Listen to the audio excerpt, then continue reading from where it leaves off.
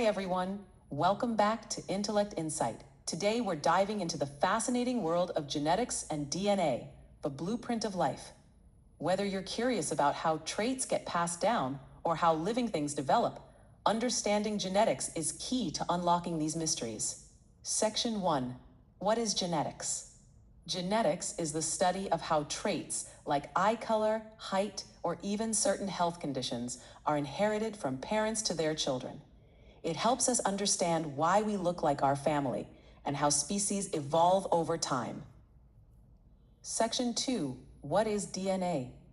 At the heart of genetics is DNA, which stands for deoxyribonucleic acid. DNA is a long molecule shaped like a twisted ladder, called a double helix.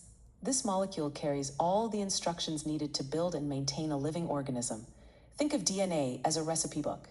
It tells your body how to make proteins, which do most of the work in your cells. Section 3. Genes, the units of heredity. DNA is divided into sections called genes. Each gene contains instructions for making a specific protein. You inherit genes from your parents, half from your mother, half from your father. This is why you share similarities with both.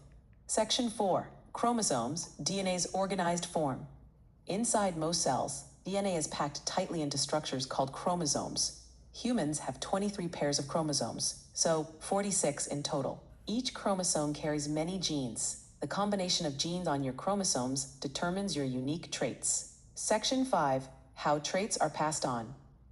When a sperm and egg combine during fertilization, they create a new cell with a full set of chromosomes. Some traits are dominant, meaning they only need one copy of a gene to show up.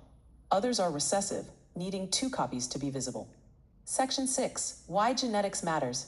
Understanding genetics helps scientists learn about diseases, heredity, evolution, and even how to develop new medicines.